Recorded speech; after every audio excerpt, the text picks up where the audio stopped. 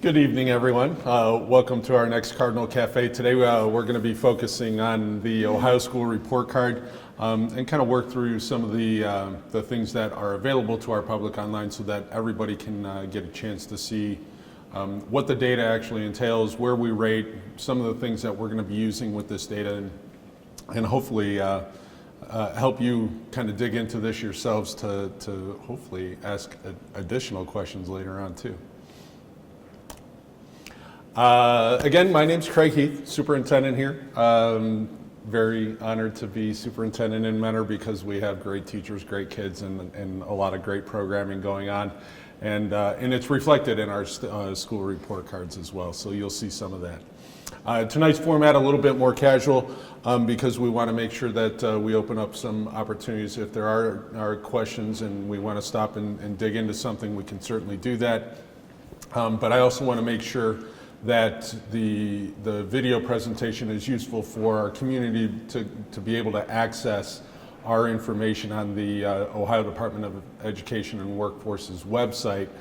So we will spend some time actually in that website, and I'll navigate around a little bit so everybody can see some of that here today. Quick note about the questions that were related to topics other than the Ohio School Report Card.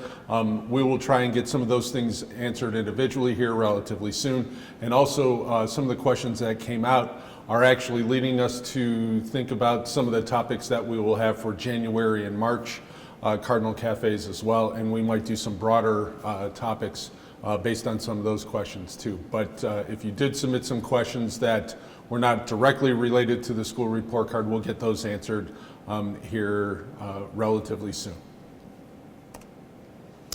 So, first question, who created the current Ohio school report card system and when did it begin?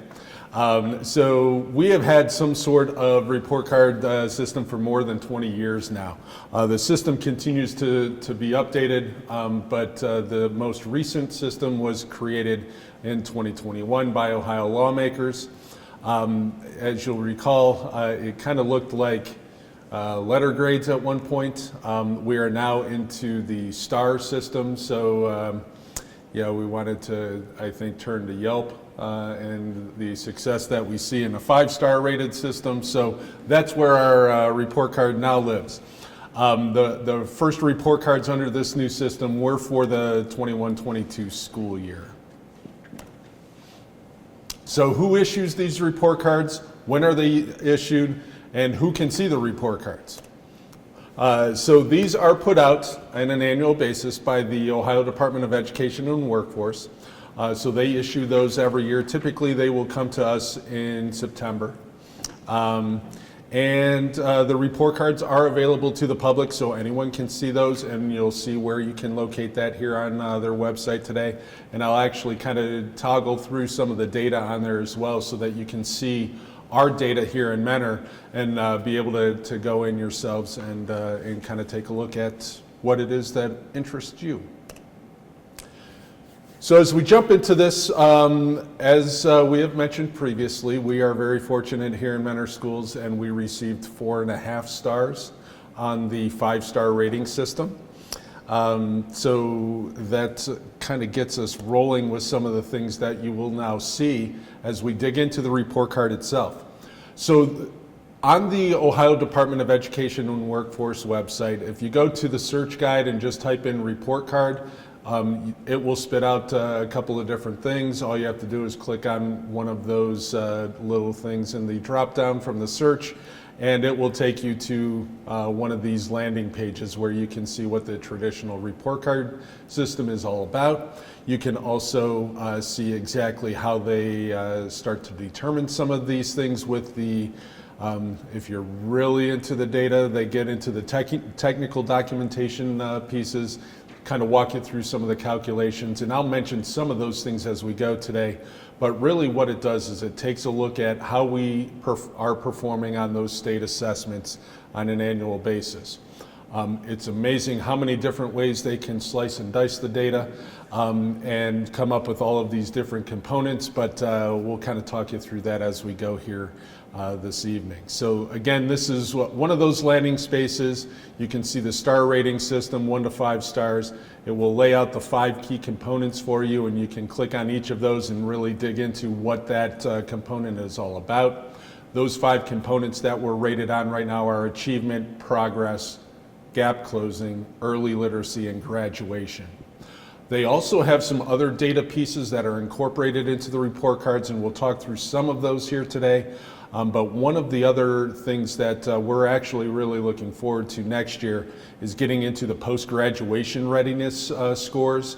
We don't have a component rating for that here this year, but we do have some data associated with that in here that you'll be able to see. Next year we will actually get a star rating on that as well, and we anticipate doing fairly well with that due to all of our work around advanced placement courses, College Credit Plus, and our career technical education programs. One of the slides that we typically will use when we're digging into the data is this one. This actually gives you the overall rating scale and the descriptions with that.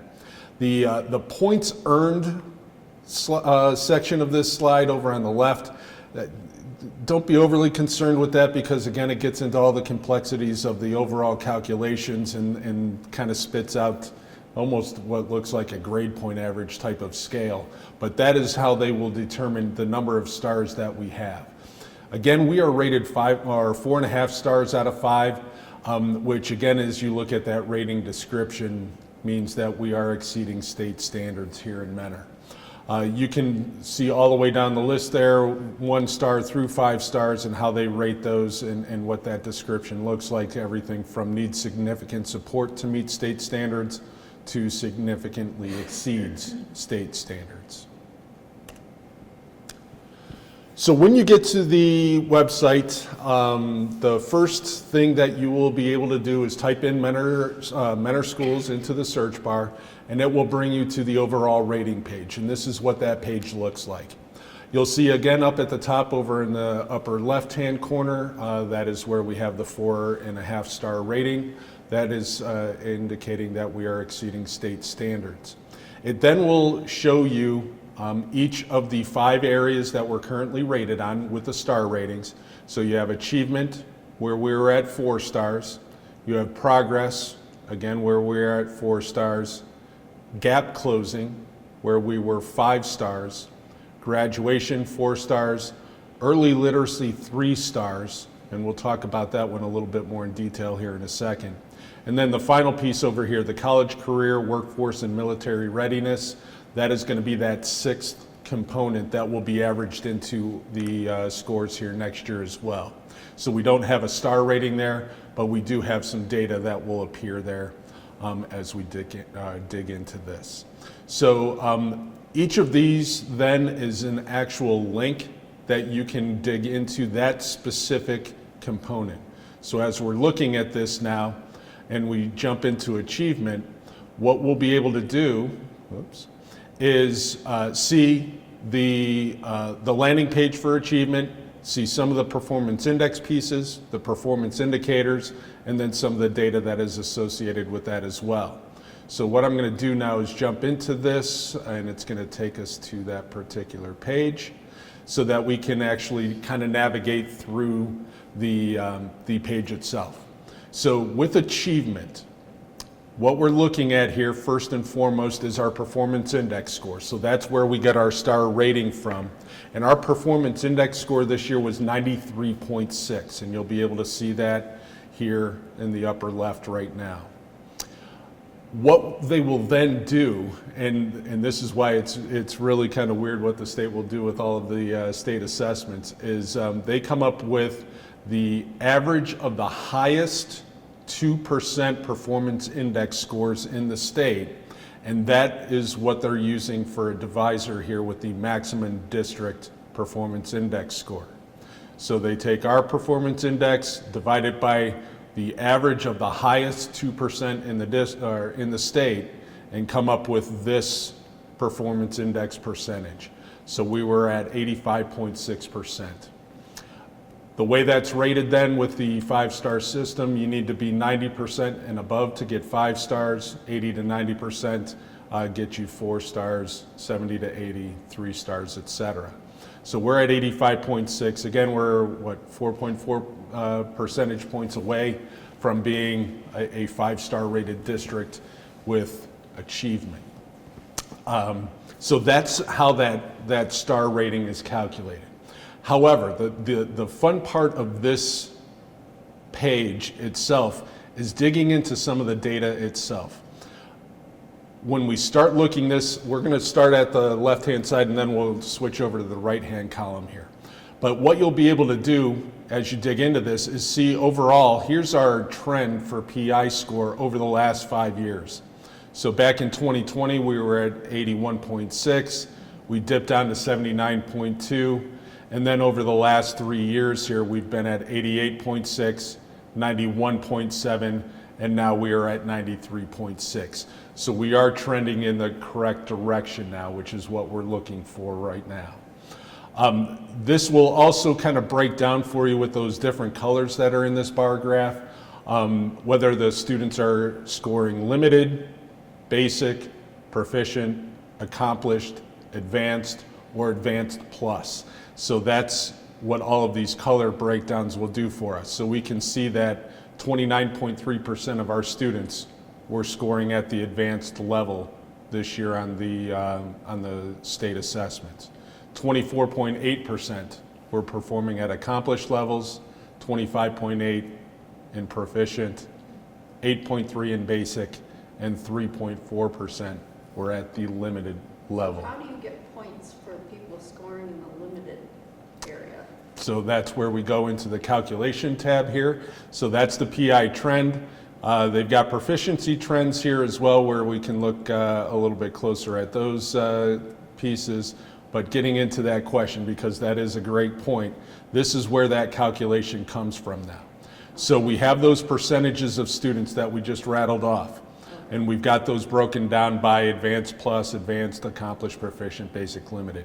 We also have an untested category. So last year, 0.6% of our kids were untested, which means they didn't take one of the tests that they were supposed to at their grade level and content area.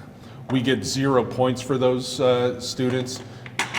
So 0.6%, not a huge number of students, but still, if those students were to just sit and attempt the test and not really score well at all, they would at least give us a weighted score of 0.3 and be at that limited range, which would up us a little bit more in that performance index score.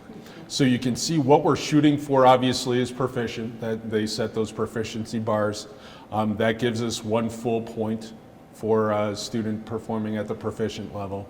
But as they go up, if they are performing at the accomplished level or the advanced level, that calculation goes up to a 1.1, a 1.2, or advanced plus means that they're scoring advanced and they're taking a test that's over their grade level. So if we have some of our advanced students that are, for example, taking Algebra 1 at the 8th grade level, and they score at the advanced level, that's now counting as a 1.3 weight for us overall. So that's one of those things that we'll continue to look at to try and raise our overall performance index score. So that's where that calculation comes from to give us that 93.6 overall performance index score rating. When you flip to the other side, the performance indicators, again, over on the right-hand side, we've got all of those indicators. So what it is the grade level and the content areas that we have. It will show us the number of tests that were taken at that particular grade level and content area, and the number of students that tested at the proficient level, and give us those overall percent proficient for each grade level and content area.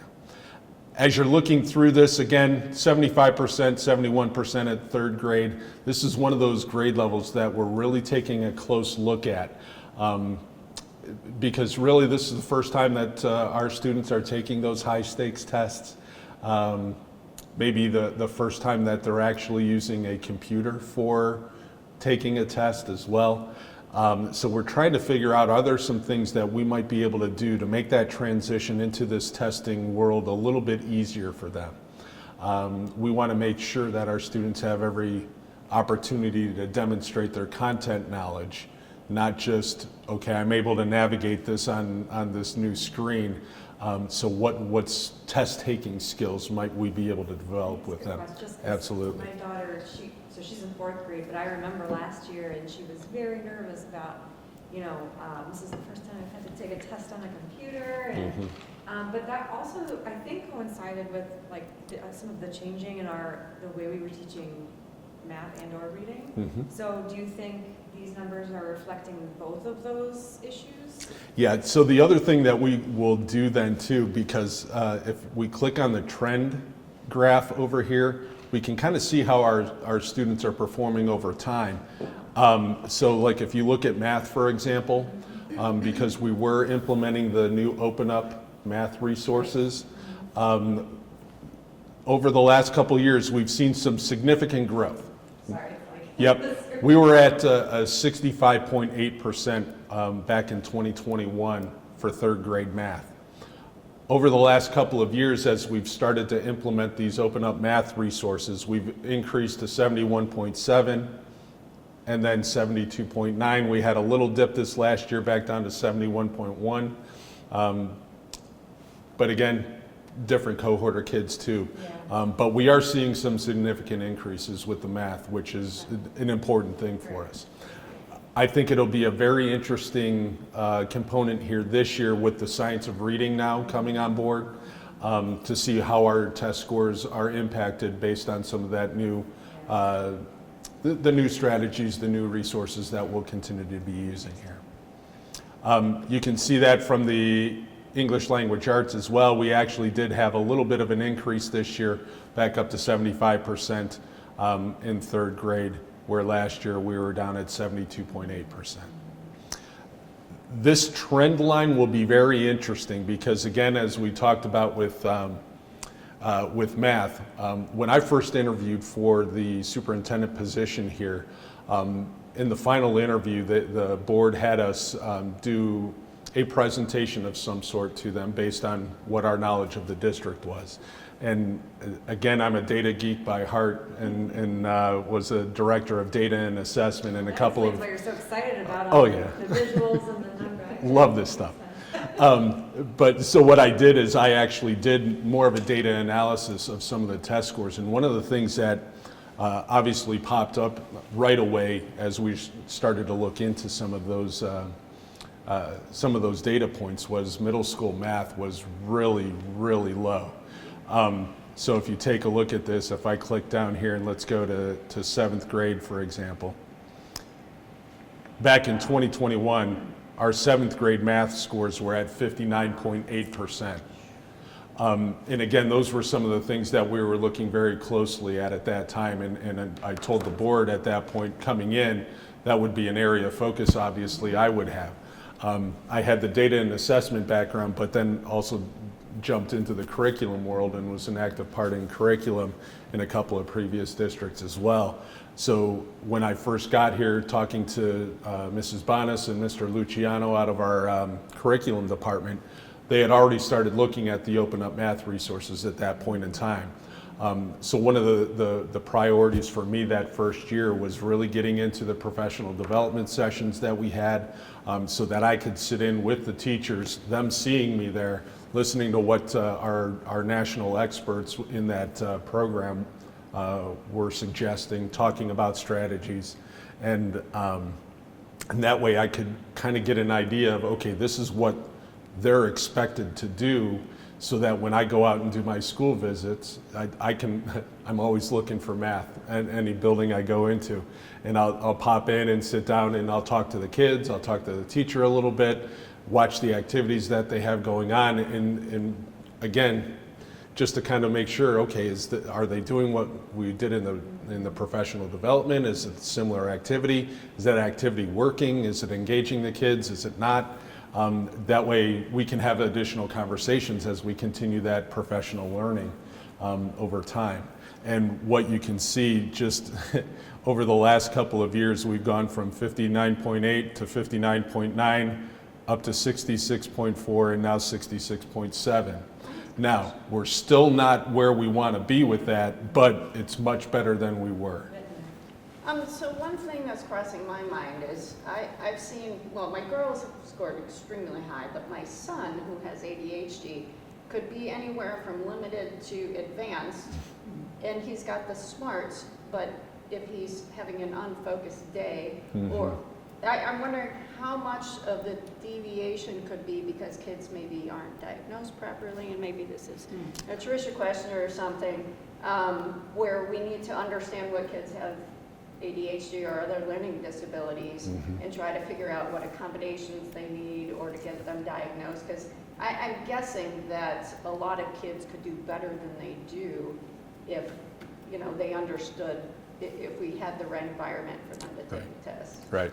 And I think one of the things to look at there too is, you know, if we haven't tested a student for a learning disability, for example, are we identifying those students early on? Are we getting them the supports they need? Are we putting the interventions in place to prepare them for this? And then, great point that you made, do they have the proper testing accommodations as well?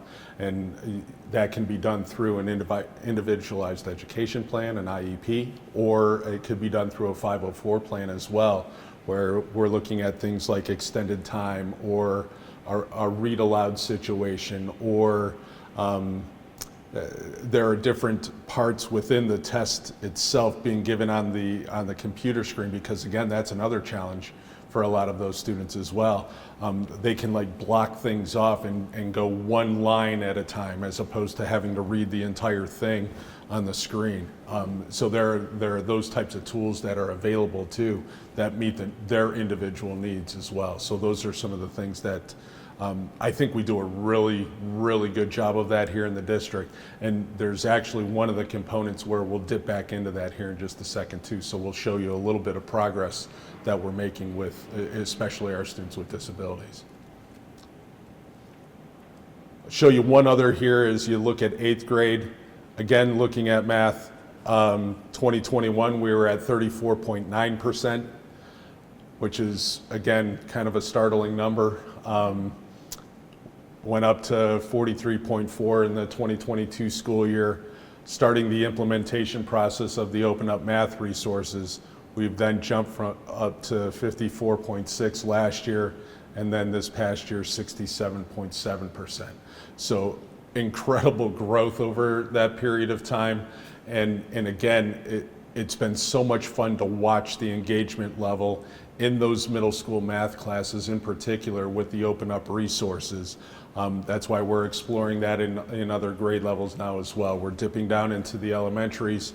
We're looking at high school Algebra 1 and geometry this year as well, doing some pilot programs there to try and make a positive impact on some of the scores, because obviously something there is working. Were we not being measured in 2020, or is That was the COVID year when they canceled the test. Okay, I wasn't sure. Yeah. I thought maybe it was a different subject, but maybe I saw one that was not rated in 21 as well. So there's one right here in 2020. So if you'll recall, when things kind of shut down for COVID, it was literally right in the middle of the testing window. So there were a couple of tests that were actually completed by different districts across the state. That's pretty remarkable. Yeah, still huge increases, going from 57. We were at a high of 75.6. We're currently at 75.0 now. So again, seeing a lot of good increases here over the last couple of years. So this is a great side of the website to take a look at. Again, you can see the indicators themselves and what the percent proficient are for each of the tested grade levels and content areas. But again, I'd encourage you to jump into some of the comparisons. You can look at it in comparison. So we're red for the district. The blue is the similar districts. So there are 20 cohort districts around the state that we are compared to on an annual basis that have similar demographics and makeup to what Mentor is. So, we're suburban. We've got 30% economically disadvantaged. We're about 15% racial and ethnic diversity. We have a certain number of students with disabilities, and those measurements are all pulled together, and there are 20 different districts that we're compared to. So those comparisons are on here as well, and then you can see how it compares to the state. And again, you can do this for each grade level and each content area, so that's kind of a fun thing to look at. And then what we were just looking at, you can see that trend over time for our scores in the district, so that you can see how things are going from one level to the next. Questions over those calculations? We spent a lot of time on this page. We won't spend quite as much in the others because this is kind of the landing spot for a lot of the student achievement that we continue to hear about, and we want to make sure that we're focusing on those core content areas as much as possible, because that's where our test scores lie. The other thing, again, as I mentioned earlier, is these test scores are then sliced and diced a bunch of different ways, and that's what you'll see in the next couple of components, and I'll kind of talk us through those. So again, as we're on this page, if you look at right here, it says District at a Glance. We can click on that. You can go back to the home, where we saw that overall rating with the 4.5. You can also click on this. We were just on achievement. Next one we're going to talk about is progress, so you can click on that. Takes you to the progress screen. Again, this is one where we were at 4 stars out of 5. And this is kind of a heat map, so to speak, when you look at this. So here are the progress details. With progress, in a nutshell, what we're showing here is, are the students growing one grade level in 1 year's time? So that's what we're shooting for, is each student to grow one grade level each year. Those color-coded boxes there will show us if it's a dark gray, that means that we have far exceeded the student growth expectations. With the blue-ish color there, we again have exceeded the growth expectations, maybe not to the magnitude that we did in the gray, but it's still significant. The green means that we met that student growth expectation. So those kids have been growing 1 year in 1 year's time. So as you look at that, the green here, 5th grade language arts, our kids are growing at the expected rate. For 6th grade English language arts, we're far exceeding that growth expectation. So we're doing really, really well there. When we get into the yellow or the red, yellow means we're not growing quite as much as we probably should. Red means we haven't grown nearly as we should expect to grow with that particular content area. So again, we're still looking at 6th grade math as one of those areas. And again, it's very interesting when we look at our test scores. It's 3rd grade that we're really focusing in on. It's 6th grade that we're really focusing in on. And it's Algebra 1 that we're really focusing in on. And those are at those grade levels where we're first stepping into testing, number 1, with 3rd grade. We're making that transition into middle school at 6th grade. And then we're making that transition into high school at Algebra 1, 9th grade area. So those are some of those areas that I think we want to continue to focus on as we move forward. But again, red here, red in science at the 5th grade and 8th grade levels as well. So we're going to need to look closely at our science scores, kind of figure out where we're at with that and what we might be able to do to beef that up a little bit more. And then, yep. Sure. Science. So in middle school, we only have advanced English and math. Correct. I think science is a really important area. And when I grew up in Euclid, I could take honors science in middle school. And I'm just wondering why Mentor doesn't consider advanced science. We haven't dipped into that area yet, but and it's interesting. I had a conversation, I want to say it was at Shore Middle School 2 years ago at a PTA meeting, and that was one of the things that was brought up as well. Again, advanced courses in math and English, but not so much in science and social studies. And when we look at the growth patterns here, to your point, 5th grade science, 8th grade science, American government are those three that are jumping out at us right away.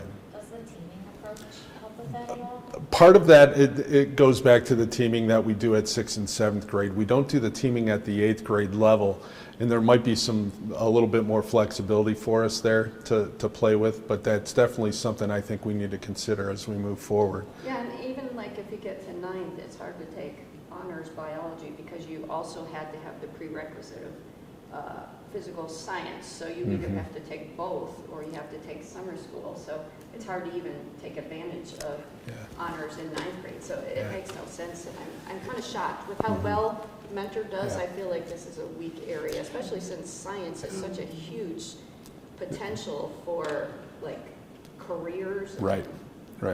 Totally agree. I've worked in a couple of districts where they actually did offer physical science at the 8th grade level too, kind of as that would be a great honors start type to- piece. Yeah. Again, a lot of it's going to go back to our certification areas for teachers as well, and making sure that we've got the right certification area for that, because a lot of our middle school teachers have that 4-8 science content area. And in order to teach physical science, you have to have a high school certificate Being to a it. physical science teacher can't. And one of the things we could look at is some travel opportunities as well. Yeah. Definitely something to take a look at, and our data would share that we probably need to look at that. Yeah. Great point. Are these data that we're looking at, they're basically reflective of last academic year, right? Yeah, so you're looking at, yes. Okay. Yep. And again, the way the progress works as well, that's why we don't see a 3rd grade in here, because you need a baseline to start with. So really, when we're looking at these 4th grade scores, what they're looking at is how those students performed on the 3rd grade ELA test compared to how they perform on the 4th grade ELA test. So that's why you don't see 3rd grade included there, and that's why it's almost looking at the last 2 years of data in that regard with these students in these scores. I would try to get into the calculations with you on this progress measure, but it's unbelievably complicated, so much so that when I was a director of data and assessment and I called the state to say, hey, can you tell us what these calculations are? They're like, no. Like, okay. And part of the reason why, when you dig into this data itself, and let me see, there's an area right here. It says for more detailed data on progress and value added. Value added is the calculation that you're looking at. It says click here. Well, you click here, it's actually taking you to a completely separate site where they actually put all of this stuff together. When you look at this site then, what they're really getting into is this index score that they have spit out over here. So that's what you can look at. If it's a positive score, that's a very good thing. So like English language arts, for all of our kids, we're at a 5.13. We're shooting for 0. 0 shows that you're making 1 year's worth of growth. If you have something that's negative, a negative 1.83, that means, okay, we're not growing that group nearly what we should. Anything that is 2 or above is putting you up in that 5-star type of category. So again, for our growth in English, 5.1. Overall in math, we're at 11.77, so our students are growing in math. And again, we saw that in some of those achievement charts that we looked at earlier. Science, overall negative 0.33. Get into American government, a negative 20. What is going on? So again, there are some things there that, again, as we look at some of these, we're like, okay. And that's why we're seeing that red on the previous chart in that heat map. So those are some of the things that we're going to continue to dig into.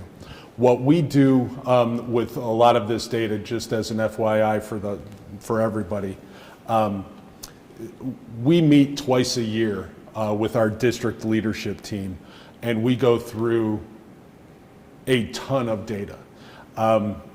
Almost too much data in my opinion, but a lot of data. But what we do when we start digging into that, because there are things obviously that jump out at us right away, is we have our middle school administrators in one group, we have our high school in another, we have elementary in another, and we sit and we start to brainstorm things then too, and we've got a Google Doc. Okay, now that we've had the presentation on the data from a couple of the experts in our curriculum department, what's going on? What do we need to do? Where can we start conversations to have some positive impact on some of the areas that we're not seeing the growth in? Or are there some other things where we're seeing one school that's doing really, really well in one area and another school maybe that isn't?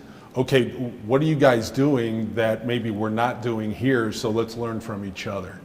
So that's a lot of what takes place in those district leadership teams, and we do that again twice a year. We do it once in February and once again in June.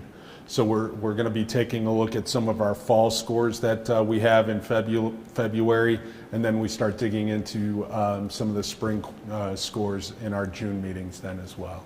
What year did they take American government? Typically that's going to be the junior year. So the U.S. history typically sophomore, Yeah. U.S. government typically junior or senior year. So again, some things I think we need to look at.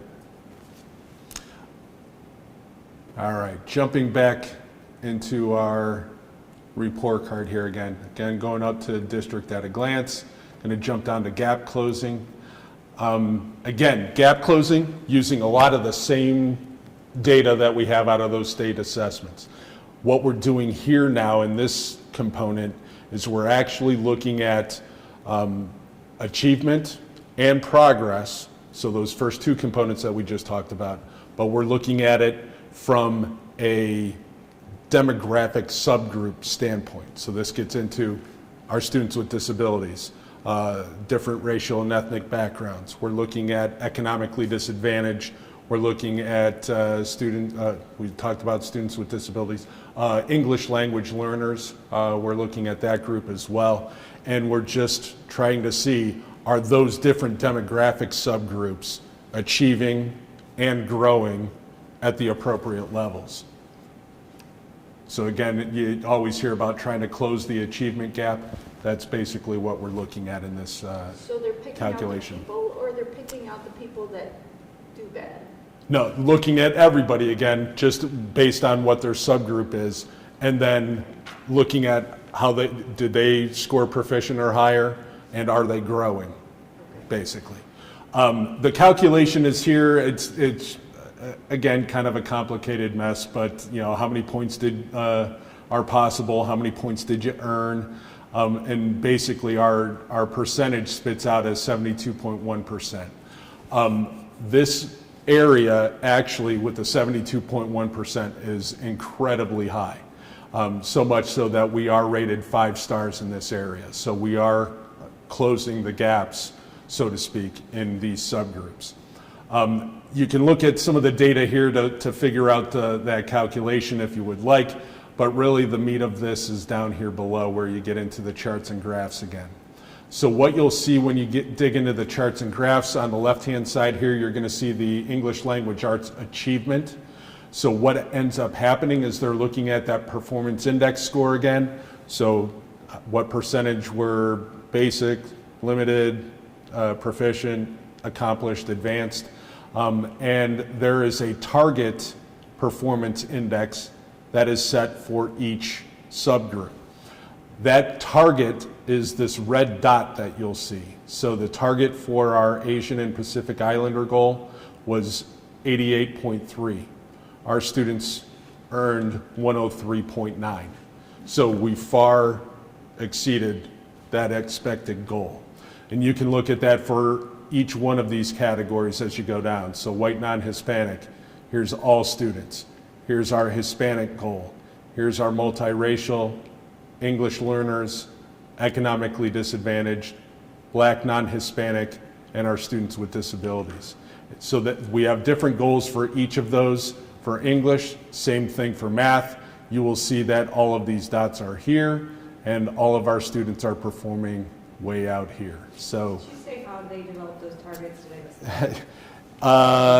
Again, it's going to be based off of how things have how they've been performing in previous years in our district and across the state Okay, as okay. well.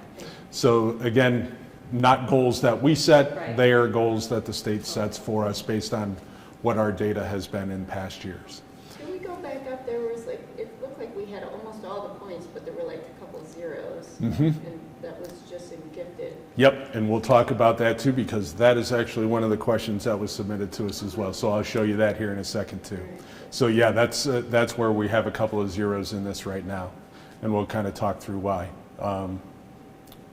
One of them is really, really close, and it's like you get a 0 or a 5.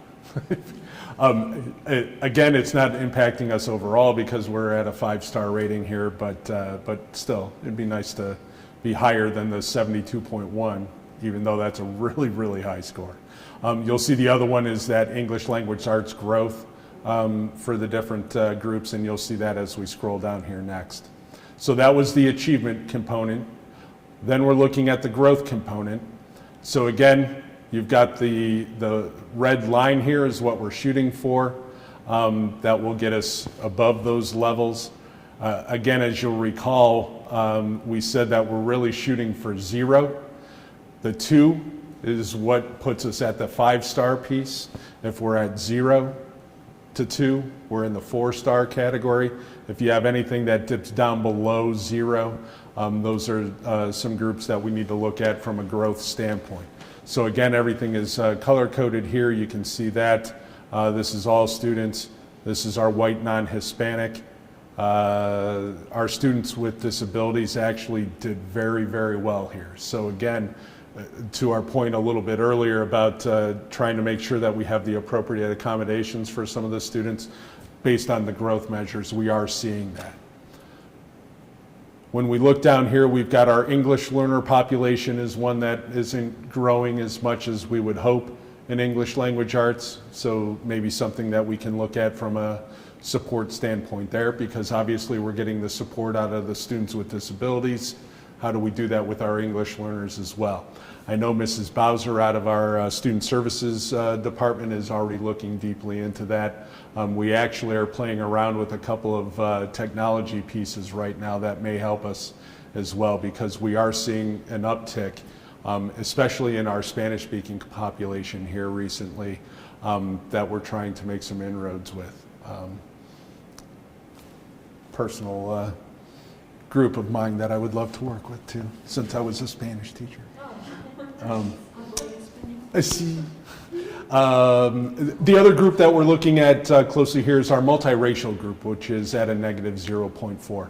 Again, not significantly below, but just a little bit below in our English language arts growth for that subgroup. As we look at math growth, we are again above 0 in every single category. This 2 is again what pushes us over to the 5 grouping. So that's why we got 5 stars overall, because the majority of our growth here in math is very, very high. Again, multiracial English learner down here at the bottom, those are the groups that we'll continue to look at. Our English learner population actually is growing more than 1 year. Numbers are a little bit easier as far as translation work than English would be, so the numbers tend to work out a little bit better there too. The other thing that we look at in our subgroups is our graduation rate, which we'll talk about here in a second as well as a separate component, but we're looking at that by subgroup. Again, you've got the red dots in there that are the targets for us, and all of our subgroups have far surpassed those targets. With our English language learners, again, we are anticipating, what is this, 50.2% was our goal. we're at 81.5% with our English learners in that category too. So that brings us down to the gifted piece. And again, this is one of those areas where we saw those zeros in the calculation up above. There are 3 different areas that they're focusing in on. One is going to be the value-added rating. So again, growth of our gifted students. So the gifted students are pulled out as a separate subgroup. We look at their achievement scores, we look at their growth scores, and then we're looking at the services that are provided. And that's where we get this gifted component as well, where we got the zeros on 2 of those 3 categories. The value-added rating we actually achieved at a 4-star rating for growth with our gifted students, so they are growing at an appropriate rate. So we did meet that. We got the 5 out of 5 points there. With the performance index, again, I want you to recall what our performance index overall was. It was a 93.6, if I remember correctly. The performance index score of our gifted students, 117.1, yet we did not meet that indicator. And we'll show you that here in a second as to why. And then the last component here with the total points is really getting into our gifted identification and services, and we did not meet that category, and we'll show you that here as well. At the bottom of that chart then, you've got another little button here that says view more gifted data. So if we click on that, that will then bring up those 3 categories again. So our gifted performance index, which we said was 117.1, we were supposed to be, or the maximum gifted performance index is 121.1. So our percentage was at 96.7% of that. The goal was 97.5. So we missed it by 0.8%. Who set the goal? Again, it goes back to those highest targets that they have with the 2%. So that's where that's coming from. So they're really, really achieving at high levels, just not quite high enough yet to meet that indicator, but we're real close though. The gifted progress, again, we achieved at the 5-star or 4-star rating. The goal was 3 stars. So again, 3 stars, making sure that our gifted students are basically growing 1 year in 1 year's time. And then our gifted identification and service, we earned 78 points out of 140, which gives us 55%. The goal is 80%. So we're like, okay, what does that mean? If we scroll back up to the top here, there are a couple of different pieces that we can look at. Here's the gifted identification and service details. So we click on that, and here's where it's getting into. So a couple of things that we have to do in this indicator. Number 1 is we have to identify students. You have to do it at certain grade bands. We are identifying at different grade levels here across the district, but our level here at the K2 grade band, we're at 2.4% of the students identified. At 3 through 6, 25.6% are identified. 7 to 8th grade is 22.8, and 9 through 12 is at 21.4.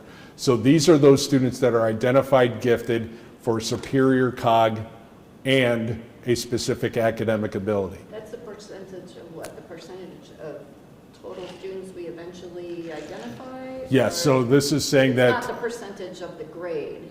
it's the percentage of students that are in grades 7 and 8 that are identified superior COG or have a specific academic ability. That's 25% of the kids are identified as gifted? correct. No, percentage of students, I see what you're saying. So that's the identification piece. We'll show you the service piece in a second.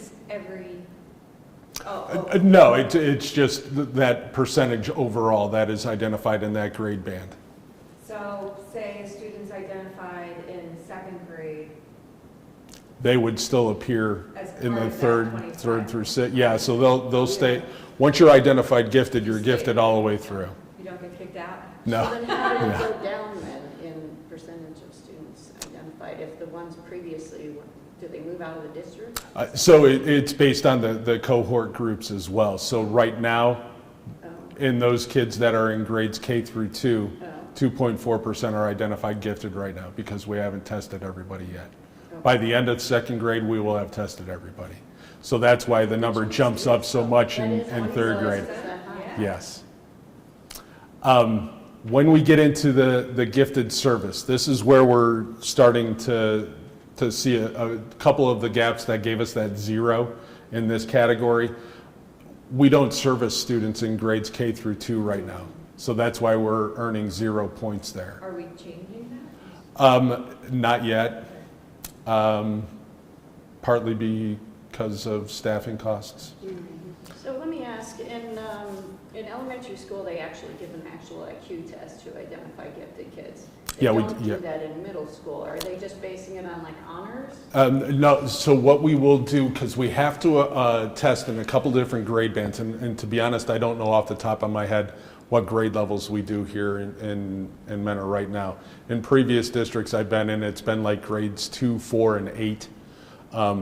So they do a 2, 4, and 8. grade in grade 2 and grade 4 and grade 8. We give those superior cog and specific academic ability assessments to identify if they're in the 95th percentile or above on those specific tests, then they are qualified as gifted. I don't think it's necessarily an IQ. Yeah, well, in elementary, I think it is. Yeah, And in middle school. some of them will spit out an IQ for them, but a lot of them are the specific academic ability. It depends on which test is being given. Okay. But again, that's why, again, we don't service in K2, grades 3 through 6, 7 through 8. We do provide gifted services. We have gifted intervention specialists at both of those grade bands, and we do service those students. So that's why we're at 96.8 and 92.3. At the high school level, that grade band, it goes down a little bit more because we're at 64.8%. That's because we don't have gifted intervention specialists at the high school, but we have courses that would be considered gifted service. So like if you're in an AP course, that's going to be considered a gifted course, and that allows us to count those as services provided to those particular students. So if those are counted as services, we're still at 64.8%. So that makes me think That not all of our gifted students are taking AP. Right. they just choose not to, is what you're saying. Yeah, I mean, I think it's different to look at this. In elementary school, you actually have an intervention specialist that gives advanced services. Whereas once you get to middle school and above, the only service for gifted is the ability to take honors or AP. Yeah. They can choose to or not to. Right. Right. And again, there are some courses or some content areas that don't have AP courses, so those students aren't being serviced in those areas, and that's one of the things that kind of brings that down. We're still getting 8 points out of that group, but it could be a little bit higher as well. And then the other part, again, kind of a challenge for us, but creative thinking and visual or performing arts, trying to get gifted service in those areas becomes a little bit of a challenge. We're only at 49.9% there, which gives us a total point value there of 3 that gets calculated into that overall gifted service rating. So again, you can dig into that a little bit more. That's where this 55.7% comes from when they're looking at the total number of points that are earned versus the total number of points that are possible. But a lot of interesting gifted data there as well. And I know that was one of the questions that one of our other parents had asked as well. So Ann, if you're listening, hopefully that answered your question. Last two here very quickly to wrap this up then. Graduation rate, we're at 4 stars right now. We get rated on both our 4-year and 5-year graduation rate. Our graduation rate at those 2 levels are 95% and 95.2%. And that gives us an overall composite of 95.1. In order to be 5 stars, you need to be at 96.5. So again, one of those areas that we're very close. but something that I think we might be able to have a little uptick here and hopefully get to 5 stars here relatively soon. Pretty simple calculations there. Again, you've got different data points up here that you can look at. You can look at the comparisons and the trends so that you can see how that's been over the last few years. You can see how it compares to the state and our similar districts again. So again, you can spend some time kind of digging through there. Last one that we'll kind of dig into here is early literacy. Early literacy is looking at how we are growing our students in grades K through 3. There are a couple different indicators that we're looking at. One is just a proficiency score in the 3rd grade reading test. So again, last year we were at 74.8%. They weight that as 40% of this overall component. For the promotion to 4th grade, so again, those students that aren't scoring at the proficient level at 3rd grade, if they have met a certain score, are they being promoted to 4th grade then? And based on all of our work with those students and the assessments that we give, 100% of those students are making it to 4th grade. So we get rated there. The one area that brings us down in this category, because again, if we scroll up to the top here and recall from earlier, this is a component we're only at 3 stars. We actually were at 4 stars last year, we're now at 3. And we had this conversation with the board as well when we were talking about my goals. And this is one, again, I'm coming from Central Ohio, a couple of very high performing districts down there. And year after year after year, we would always be at either, when it was the letter grades, we'd be at a C, and now we're at a 3 in the 3-star ratings, in the 5-star rating system. We didn't care that we were at a C or a 3, because this is one of those components where the data can be, for lack of a better term, very easily manipulated, because it all goes back to who we are trying to do intervention with in grades K through 3. And we want to try and intervene with as many different students as we can in those grade levels to develop those reading skills so that they're going to be successful later on. The more students that you bring into this cohort, the more of a challenge it is for us to meet this improving K-3 literacy component.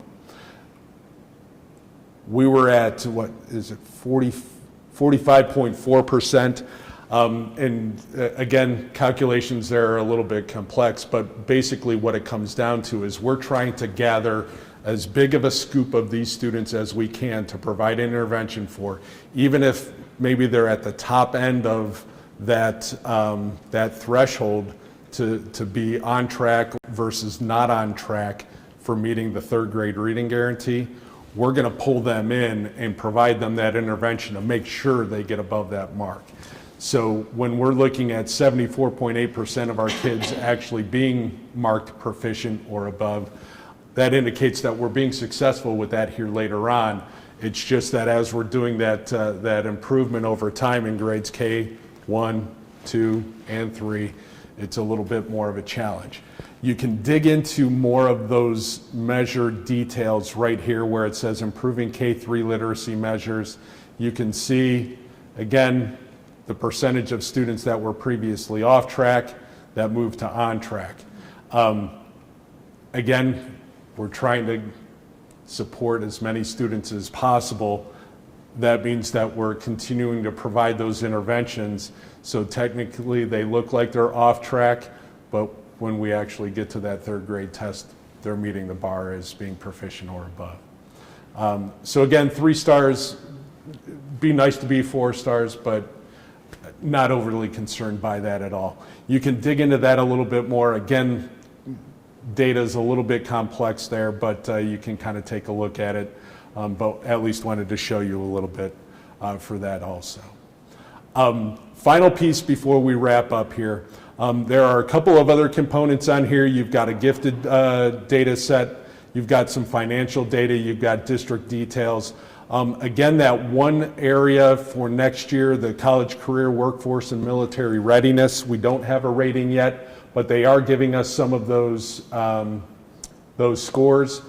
Just to kind of give everybody an idea of some of the data that we'll be looking at, we're looking at the number of students that participate in ACT, what their remediation-free percentages are, SAT participation and the remediation-free, how many of our students qualify for honors diplomas, our industry-recognized credentials, which kind of ties into the CTE programming, the advanced placement participation, how they're scoring on those AP tests, and then our dual enrollment credits, so those college credit plus courses that we offer. And again, we've been talking about those numbers as being very high participation rates for us. So we're really looking forward to having that rating on this component next year to see how that works for us overall. Again, you can scroll through there and see the data that we currently have based on what our students are doing right now. This other one here is the percentage that are completing pre-apprenticeship programs. Those are very specific pre-apprenticeship criteria. Hopefully those will improve over time here as we make more connections with business and industry here in Mentor. Are we, and I think in recent conversations, we've talked about like how to do an alumni survey. Kristen, I think you were involved in that conversation too, maybe, where our kids are landing. So are we going to be able to produce any kind of data like that that might, I guess, supplement this sort of, or I don't know. That's kind of interesting because we do that with career tech kids, like the career tech office reaches out to those students. Okay. But we don't have that in place otherwise. For our general graduating class. So we're not sure if they don't land in some sort of career tech pathway, we don't know what they're up to post-graduation. At this point. Yeah. The only other data point that we might be able to look at with that, Lauren, is the persistence rates that the Ohio Department of Higher Education supplies. So those students that are going into a 2 or 4 year college that are in the state of Ohio, we're able to see, okay, the number of students that entered a college and were enrolled, and those numbers of students that persisted to earn a degree within 4, 5, or 6 years. Is that like the national clearinghouse? So that's part of our clearinghouse data that we're able to access as well. That would be really cool to see a fuller picture of where our students are landing post-graduation. I would love to see that. Awesome. The one other component right down at the bottom here is the Ohio Means Jobs readiness seal, plus the 250 hours of work-based learning. This is one of those areas that I know Dr. Glavin's working very closely with our English department, number one, to actually get our students to fill out the Ohio Means Jobs readiness seal, and that way all of our students will get that.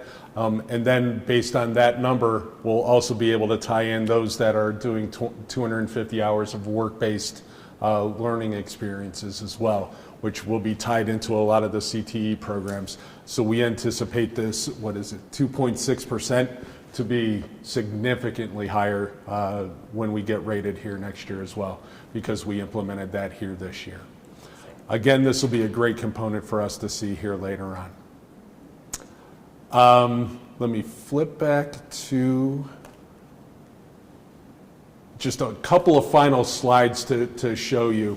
I kind of walked through all of the district data with us here this evening. You can do the same exact thing with all of the school buildings. And here's just one chart that has all of the stars for all of our buildings. You can see where we're at overall. You can see it by each of the components.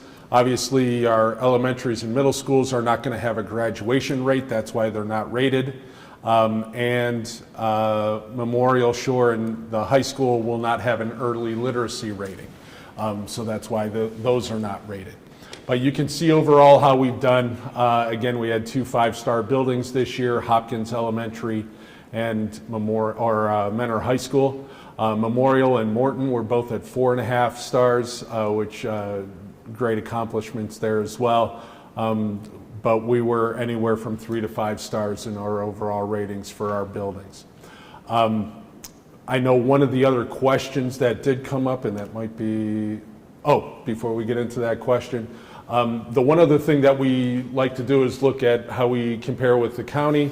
Again, 4.5 stars for us here in Mentor this year puts us tied with Perry from an overall standpoint, and just slightly behind Kirtland. Kirtland has 5 stars across the board. Perry actually is at 4, 4, 2, 5, and 4.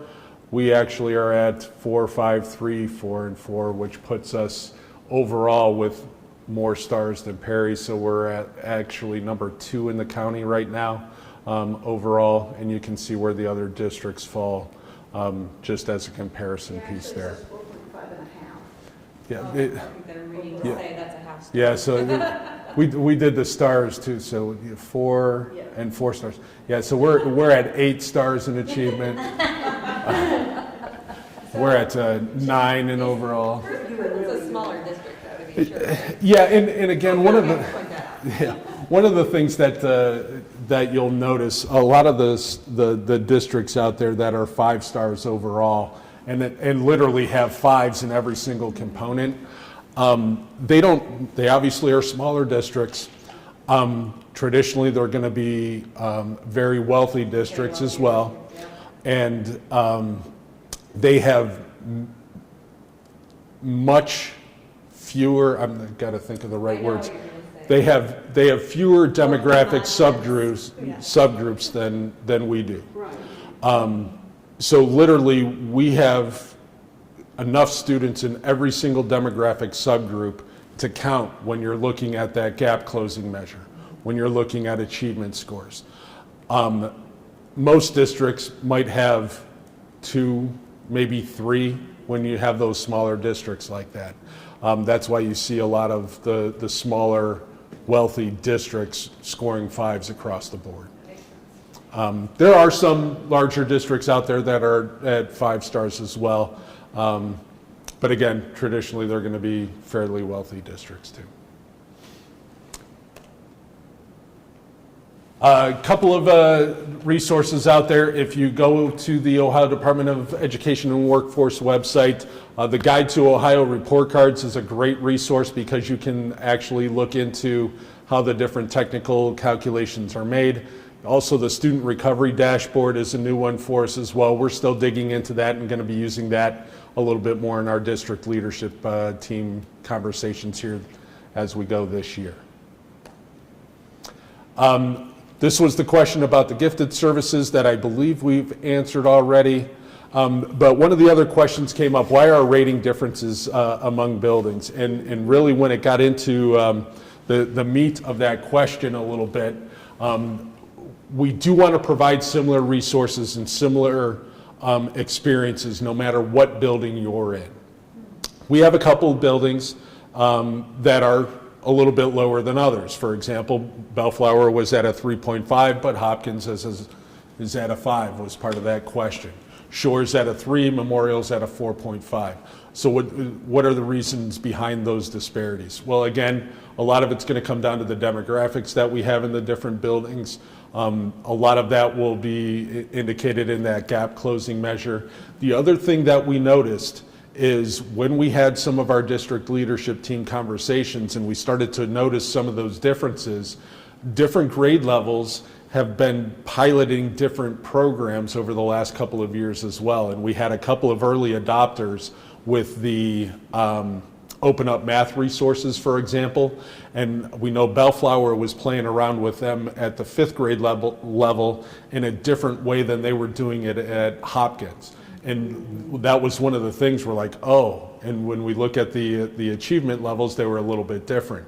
So we're starting to shift that model again as we've kind of implemented and piloted some of these programs to really see what the most effective ways to instruct that and use those resources are so that we can have the greatest impact overall.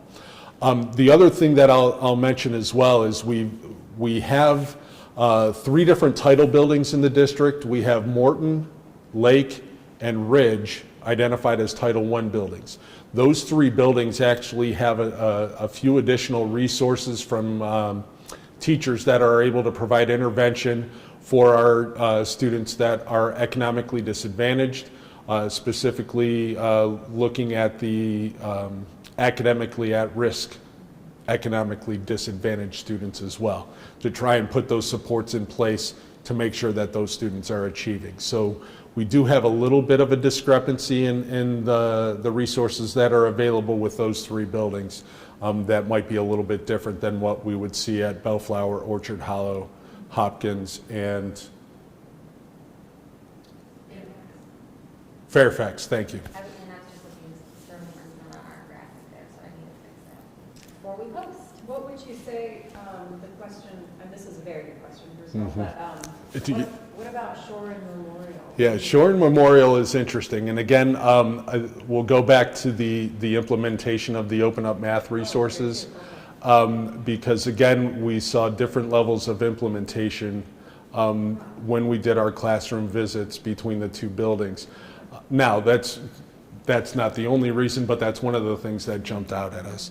And again, making some subtle shifts. I think we're seeing those things change a little bit more here this year as well. Do Morton and Lake, well, I know Morton does, because I went there. Morton ends up at Shore and Lake Goes to Shore as well. So what do you think about, since some of those students are could be identified as Title I, Mm-hmm. Do you think that contributes to the performance in Shore?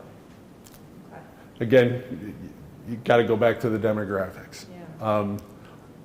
Because Shore's and- not a Title I building.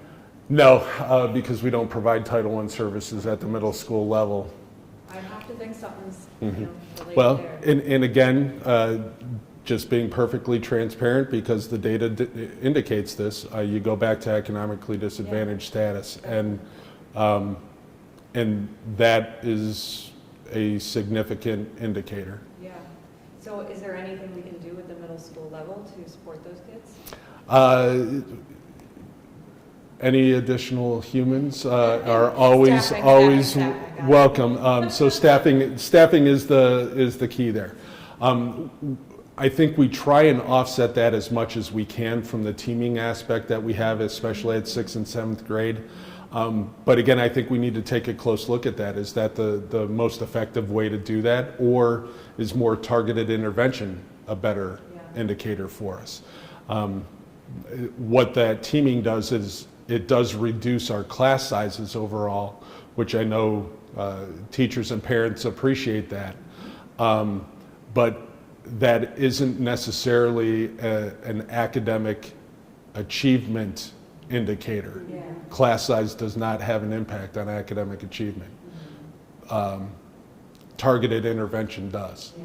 So we may have to make some shifts based on our on some of that data and some of that research, and maybe we make the shift from a teaming standpoint to more of a targeted intervention standpoint. Those kids that were in junior high during COVID and specifically Shore, and during not having the same math support, now that they're in high school, those kids, I hope, are being looked at and watched over, because they really got a double whammy. Yeah, absolutely. And, I think some of those kids are still struggling. And again, it will be very interesting the next couple of years, especially as our early elementary students are now getting up into those tested grades. So those kindergarten and first graders now being up in 3rd and 4th grade, as we see those cohorts going through, are we going to be seeing gaps there? Right. Obviously, we're closing gaps in the areas that we currently see in the middle schools, and we're seeing that in the data. But that's going to be an interesting group coming through now, because when we actually get this state testing for the first time, okay, where are they?